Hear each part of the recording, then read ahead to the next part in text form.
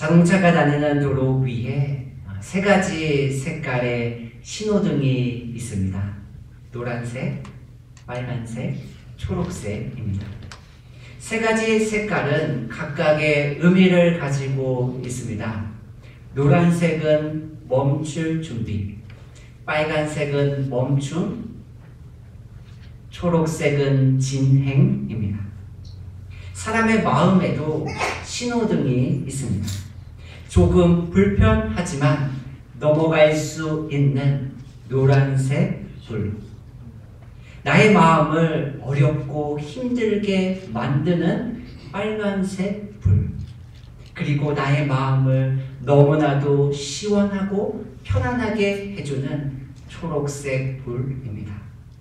오늘 본문에 등장하는 한 여인과 예수님을 통하여 마음의 신호등에 빗대어 살펴보기를 원합니다. 우리는 먼저 듣고 라는 단어에 주목해야 합니다. 오늘 본문의 사건은 우연히 일어나지 않습니다. 우리가 지난주에 함께 나눈 바디메오의 삶의 변화의 출발점이 무엇이었습니까? 들음입니다. 오늘 본문의 어느 여인도 들음에서 시작됩니다. 마가복음 7장 25절입니다. 악한 귀신 들린 딸을 둔 여자가 곧바로 예수의 소문을 듣고 와서 그의 발 앞에 엎드렸다. 어느 여인이 예수의 소문을 듣습니다. 그 들음은 그녀를 예수님 발 앞에 엎드리게 했습니다. 여인의 삶을 살펴보며 나의 마음의 신호등, 노란색, 빨간색, 초록색 불은 무엇인지 생각해 보기를 원합니다. 그럼 지금부터 이 여인의 마음의 신호등 안으로 들어가 볼까요? 첫 번째, 노란색 불입니다. 마가복음 7장 26절입니다. 그런데 그 여인은 헬라인이고 인종으로는 시리아 페니키아 사람이었다. 그녀는 다신교를 믿는 그리스 사람입니다. 그리고 그녀의 출생 지역은 시리아 페니키아입니다. 왜 마가는 그녀의 출생 지역을 예수님께 엎드린 이유와 목적 앞에 기록해 놓았을까요? 그녀가 예수님을 만날 수 없는 이방 사람임을 강조하기 위함입니다. 유대 남자와 이방 여자는 당시의 고대운동 문화 속에서 서로 상종하지 않았습니다. 그들에게는 눈에 보이지 않는 장벽이 존재했습니다. 그녀의 인종과 출생은 외주를 타는 것과 같이 아슬아슬했지만 넘어갈 수 있는 노란색 불과 같았습니다. 그녀는 예수님의 발 앞에 엎드려 자신의 간절한 소원을 이야기합니다. 귀신 들린 나의 딸을 고쳐주세요. 우리의 마음속에 우리를 불편하게 하는, 그러나 아슬아슬하게 넘어가게 하는 노란색 불은 무엇입니까? 두 번째, 빨간색 불입니다. 그녀는 용기를 냅니다. 그리고 그녀가 할 수 있는 일을 합니다. 그런데 예수님이 그녀에게 말씀하십니다. 마가복음 7장 27절입니다. 예수께서 그 여자에게 말씀하셨다. 자녀들이 먼저 배불러야 한다. 자녀들의 빵을 집어서 개들에게 던져주는 것은 옳지 않다. 예수님의 대답에 대조되는 두 단어가 있습니다. 자녀와 개입니다. 요즘은 사람들이 개를 자녀와 동일하게 생각합니다. 어느 날 제가 길을 걷고 있었습니다. 제가 어느 할머니가 강아지와 함께 산책하는 모습을 보았습니다. 그런데 그 강아지가 할머니의 말을 잘 듣지 않았어요. 그러자 그 할머니가 그 강아지의 얼굴에 자신의 얼굴을 가까이 가져갔습니다. 그리고 이렇게 말했습니다. Bad boy. 저는 그 모습을 보면서 이곳에 사는 사람들이 강아지를 사람과 똑같이 생각하는구나 다시 한번 알게 되었습니다. 그러나 예수님 당시의 문화와 성경에서 사람을 개라고 표현하는 것은 경멸의 의미를 담고 있습니다. 그녀는 자신의 마음을 불편하게 하는 노란색 불, 자신의 인종과 출생의 한계를 넘어갔습니다. 그러나 자신을 향한 경멸은 그녀가 쉽게 극복할 수 없는 빨간색 불입니다. 예수님은 여인의 빨간색 버튼을 누르고 말았습니다. 우리는 3주 전 나 하나님이야 라는 제목으로 함께 말씀을 나누었습니다. 우리는 하나님의 생각을 다 헤아릴 수 없는 존재입니다. 그래서 나 하나님이야 이 말씀 앞에 우리는 침묵할 수밖에 없는 존재임을 강조했습니다. 그래서 어떤 분들은 제가 나 하나님이야 라고 말씀했을 때 마음속으로 그래서 뭐? 라고 대답하시며 불편한 마음을 가지셨을 수도 있습니다. 여인이 자신을 향한 모욕적인 말을 들었습니다. 여인은 그래서 뭐? 라고 생각하며 돌아설 수도 있습니다. 그러나 그녀는 돌아서지 않습니다. 오히려 그녀는 자신의 자존심을 내려놓습니다. 그리고 자신의 한계를 인정하고 받아들입니다. 예수님께 대한 그녀의 대답입니다. 마가복음 7장 28절입니다. 그러자 그 여인이 응답하며 말했다. 주여, 상 아래 개들도 아이들의 부스러기들은 먹습니다. 이 여인은 자신을 개로 인정하며 예수님의 은혜를 받을 자격이 없음을 인정합니다. 그리고 그녀는 예수님께 남은 부스러기의 은혜를 구합니다. 부드럽고 은혜로운 표현입니다. 그런데 한번 생각해 보시겠어요? 부스러기는 사람들이 다른 사람들에게 나누어 주기 위해서 먹기 전에 따로 구별해 놓은 음식이 아닙니다. 사람들이 식탁에서 맛있게 음식을 먹습니다. 그리고 사람들이 먹다가 식탁 아래에 음식을 흘립니다. 이것이 부스러기입니다.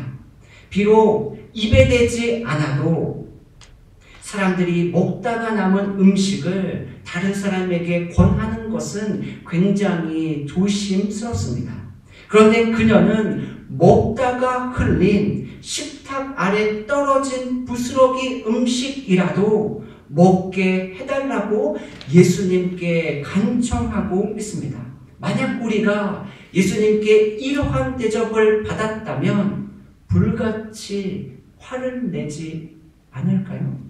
자신의 마음에 빨간색 불이 하나 둘씩 켜지기 시작하면 우리의 마음속 깊이 감추어 놓았던 연약한 모습이 쉽게 드러나지 않을까요? 우리의 마음을 불편하고 우리의 마음을 어렵게 하며 우리가 극복하지 못하는 빨간색 버튼은 무엇입니까? 세 번째, 초록색 불입니다. 그녀는 아슬아슬하게 노란색 불을 넘고 마음을 어렵게 하는 빨간색 불을 극복합니다. 그리고 초록색 불에 이르게 됩니다. 예수님이 그녀에게 말씀하십니다. 마가복음 7장 29절입니다. 그래서 예수께서 그 여자에게 말씀하셨다. 내가 그렇게 말하니 돌아가거라. 귀신이 내 딸에게서 나갔다. 마가복음 7장 30절입니다. 그 여자가 집에 돌아가서 보니 아이는 침대에 누워 있고 귀신은 이미 나가고 없었다. 예수님은 그녀의 소원을 들어주십니다. 그래서 그녀의 딸은 귀신으로부터 자유롭게 되었습니다. 어떻게 이 여인은 자신의 마음을 불편하게 만든 빨간색 불을 지나 초록색 불에 이를 수 있었을까요? 어떻게 우리가 우리의 마음을 힘들고 어렵게 하는 빨간색 불을 넘어 초록색 불로 갈 수 있을까요? 마가복음의 저자 마가는 이 여인을 통해서 말하고 싶은 예수님의 의도는 무엇일까요? 이 여인은 예수님의 말씀을 잘 듣는 사람입니다. 우리가 앞에서 이미 살펴보았습니다. 예수님이 여인에게 하신 말씀을 한 번 더 볼까요? 마가복음 7장 27절입니다. 예수께서 그 여자에게 말씀하셨다. 자녀들이 먼저 배불러야 한다. 자녀들의 빵을 집어서 개들에게 던져주는 것은 옳지 않다. 우리는 우리의 마음을 불편하게 하는 개라는 단어에 집중합니다. 그 단어가 귀에 분명하게 들립니다. 영어는 잘 들리지 않아도 한국어는 너무나도 명확하게 들리는 것과 비슷합니다. 그러나 그녀는 다른 단어, 먼저라는 단어에 집중합니다. 먼저의 의미가 무엇입니까? 순서가 있다는 거죠. 먼저의 반대말은 나중입니다. 만약 그녀가 기다리면 그녀의 차례가 반드시 온다는 말씀입니다. 예수님의 의도는 멸시가 아닌 순서에 있었습니다. 여자는 예수님의 이 의도를 놓치지 않았습니다. 그래서 그녀는 나중에 받을 은혜를 지금 이루어질 수 있도록 예수님께 요청합니다. 그것이 무엇입니까? 부스러기 은혜입니다. 부스러기 자체는 아무 의미가 없습니다. 그러나 그 부스러기가 어디에서 떨어졌느냐가 매우 중요합니다. 여인이 구한 부스러기의 은혜가 어디에서 시작되었나요? 주인의 식탁입니다.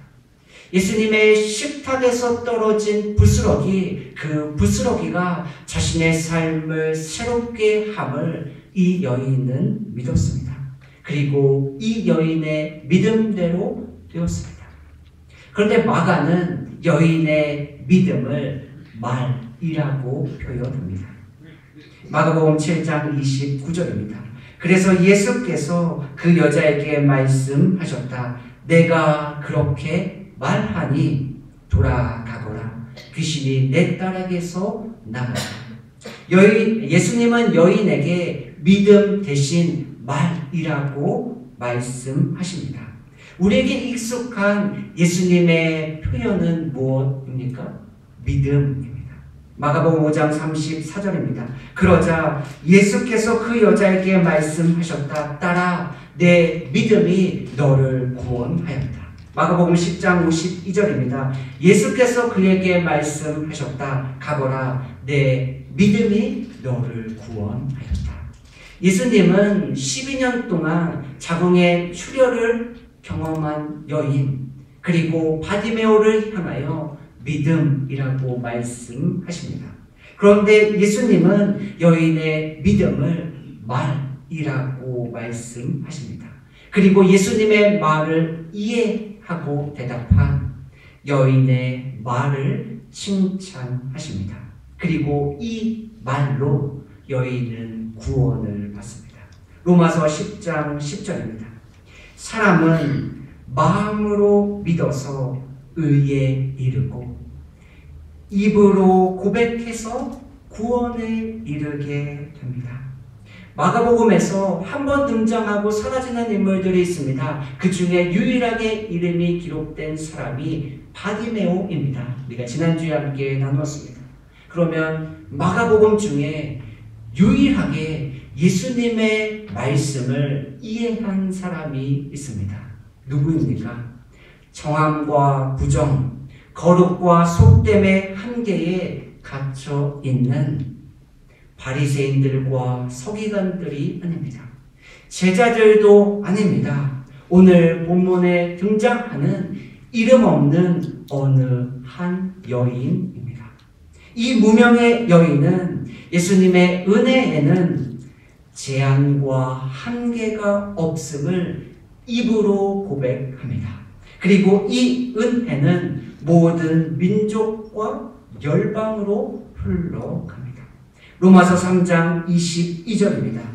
곧 예수 그리스도를 믿음으로 말미암아 모든 믿는 자에게 미치는 하나님의 은이 차별이 없느니라.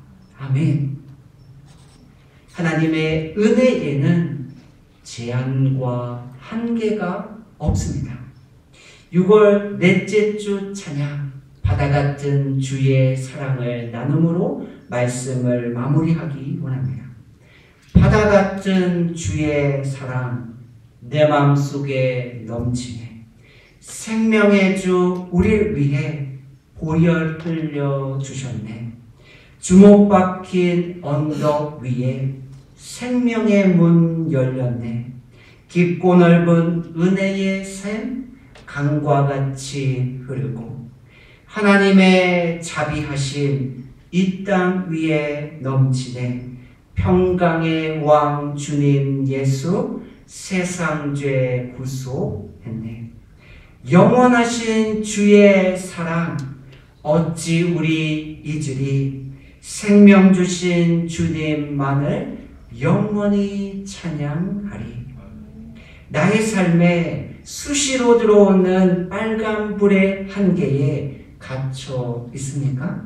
나의 삶에 빨간 불을 들어오게 만드는 상황과 환경 때문에 어려움을 겪고 계시나요? 주님의 은혜는 모든 사람에게 열려 있습니다. 제한과 한계가 없는 주님의 은혜, 구분하고 나누지 않는 주님의 은혜, 차별 없는 주님의 은혜, 이 은혜를 우리의 입술을 열어 구하기를 소망합니다. 믿음의 입술의 고백으로 이 놀라운 은혜를 우리가 경험하게 될 줄로 믿습니다. 그리고 끝이 없는 주님의 은혜가 우리를 연약함에서 온전함으로 이방인에서 하나님의 자녀로 인도하게 될 줄로 믿습니다. 이 은혜 안에 머무는 저와 여러분 그리고 주님의 몸된 교회가 되기를 예수님의 이름으로 축복합니다. 아멘. 기도하겠습니다.